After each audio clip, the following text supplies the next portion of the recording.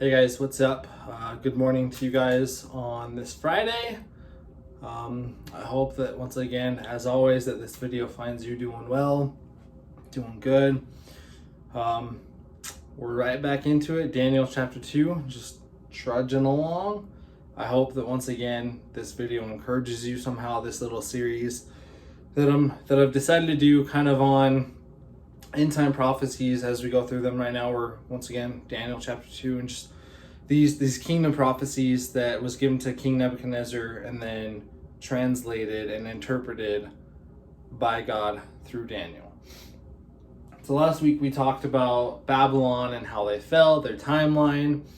589 BC they took over Jerusalem, and then 539 BC they were taken over by the Medes and Persian Empire. We talked a little bit about the criteria that had to be met in order for these continuing kingdoms to essentially meet the criteria for this, I guess, empirical prophecy, as we'll call it, that God gave to Nebuchadnezzar. So this week we're moving on from Babylon, and we're going to be talking about the Medo-Persian Empire and their place in all of this. So back in Daniel chapter 2, verse 36, Daniel once again is saying, "This was the dream. Now we will tell the king its interpretation. You, O king, O God, you, O king, the King of kings, to whom the God of heaven has given the kingdom, the power, the might, and the glory, and into whose hand he has given wherever they dwell, the children of man, the beasts of the field, the birds of the heavens, making you rule over all of them. You are the head of gold," right? That was Babylon. This pure form of government where King Nebuchadnezzar could do whatever he wanted, whenever he wanted, and essentially there's nothing in the government system that could stop him from doing so. Now the next verse after that, verse 39 of chapter 2, it says, "Another kingdom inferior to you shall arise after you, and then yet a third kingdom of bronze which shall rule over the earth." So this is where we're gonna pinpoint for Daniel 2 right now, is that another kingdom inferior to you shall arise after you. And that's one of the criteria. Remember, is that this descending order of these metals, it's inferior. Each level, each descending empire is inferior to the one that came before it in terms of its government system and its power and all that stuff. And it's also, this coincides with Daniel 7, and once again we'll get to that after Daniel 2. But the Medo-Persian Empire, as far as its like military and government and all that, it was inferior to the government system that King Nebuchadnezzar had. And that met the criteria. And then it takes over Babylon, which is one of the other criteria. By taking over Babylon, it takes control of Jerusalem and its exiles at that time. So all three criteria are met by the Medo-Persian Empire to be this chest and arms of silver that we see. Now how this happens, here's the cool thing. Yes, you can still go to a history book, you can still go online and look up how did the Medo-Persian Empire take over Babylon, and it'll tell you exactly how it happened. It's pretty cool actually. But you can also read in Daniel's own personal experience because he was there when it happened. So in Daniel 5, Nebuchadnezzar is dead and gone, and there's a new king in place, and Daniel is an older man. So in Daniel 5, this new king is having this great feast, and something crazy happens to him. King Belshazzar made a great feast for 1,000 of his lords and drank wine in front of the 1,000. Belshazzar, when he tasted the wine, commanded that the vessels of gold and of silver that Nebuchadnezzar his father had taken out of the temple in Jerusalem be brought, that the kings, his lords, his wives, and his concubines might drink from them. Then they brought in the gold vessels that had been taken out of the temple, the house of God in Jerusalem, and the king and his lords and his wives, his concubines drank from them, and they drank wine, and they praised the gods of gold, silver, bronze, iron, wood, and stone. So already this guy is a step down from Nebuchadnezzar and how he acts as a king in general, and how he leads and rules his nation. And not only that, how he pretty much insults the God of Israel and God. And immediately, verse 5, the fingers of a human hand appeared and wrote on the plaster wall of the king's palace opposite the lampstand, and the king saw the hand and it as it wrote. Crazy, freaky. Then the king's color changed, and his thoughts alarmed him. His limbs gave way, and his knees knocked together. This guy was terrified. I mean, imagine he's having a party, drinking it up, having fun with his pals and whatnot, and then he sees on this wall a human hand essentially writing, but there's no body. It's just like a hand writing. Crazy freaky. I would be freaked out if I saw that too. I'd be freaked out. Anyway, so he gets completely freaked out. Everyone's confused, don't know what's going on. And then verse 10, the queen,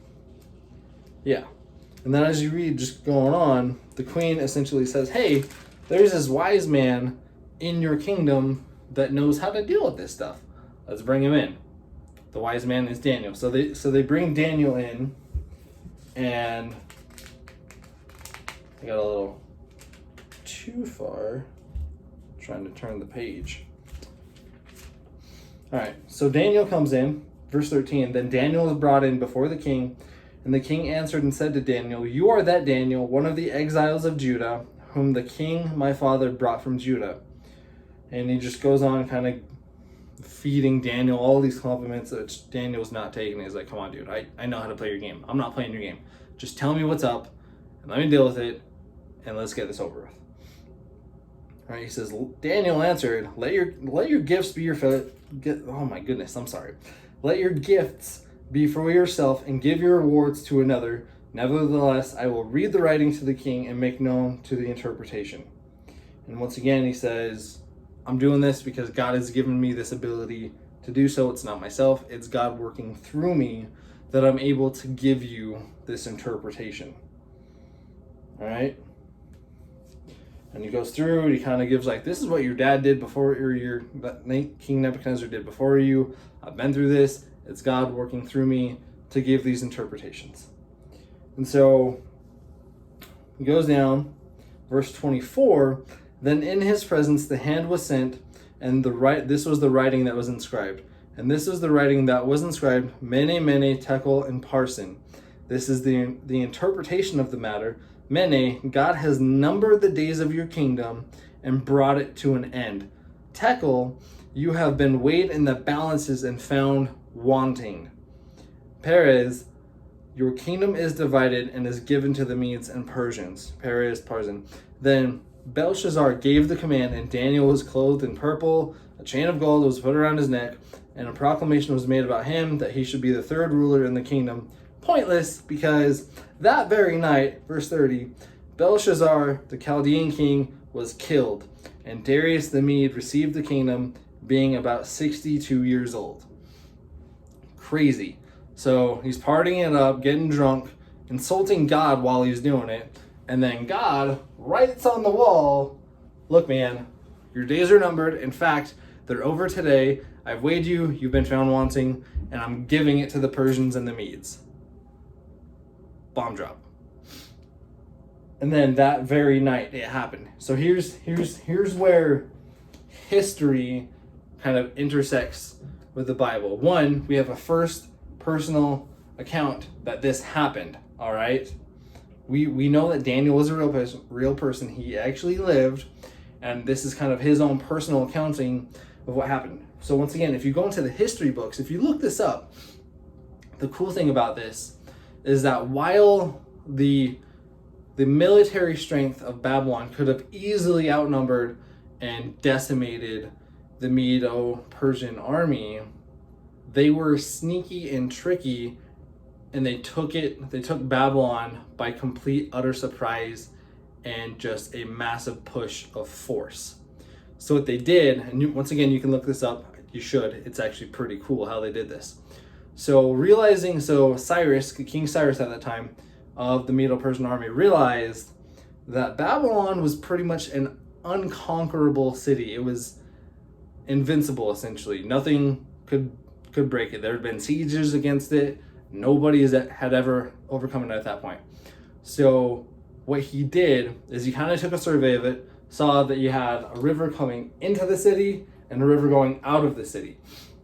And so then he took time, very diligently, very sneakily took time to essentially get that water from the river to divert to another location, another different basin location, so that the water kind of died down, made the water level lower and lower, to where that very night in Daniel chapter 5, I believe we just read, him and his men snuck into the city through the river and just completely took it over by surprise and by just force of will.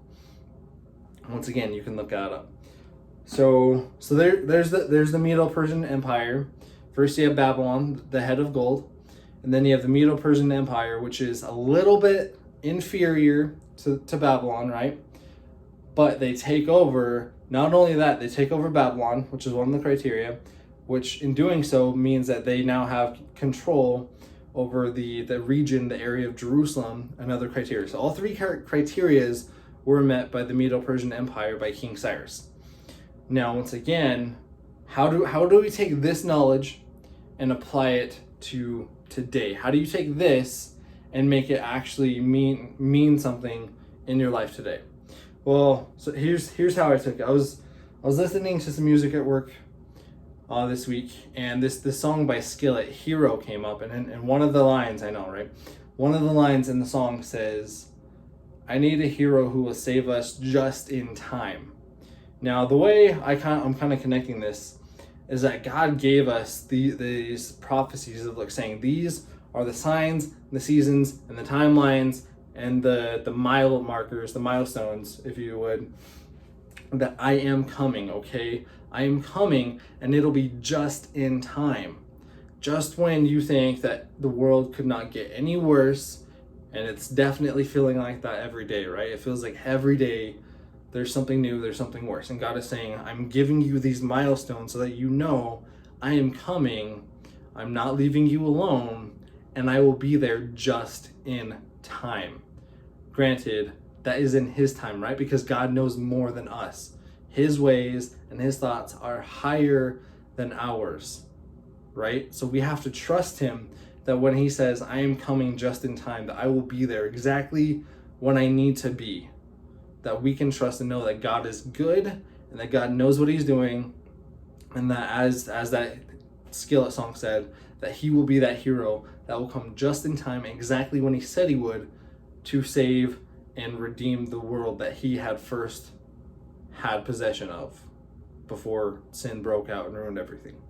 So once again, I hope that you guys are enjoying this as much as I am. I very much enjoy these opportunities to go through this kind of stuff and nerd out and read about it and figure out cool old ancient military tactics like that. Anyways, hope that you guys have a good weekend. God bless.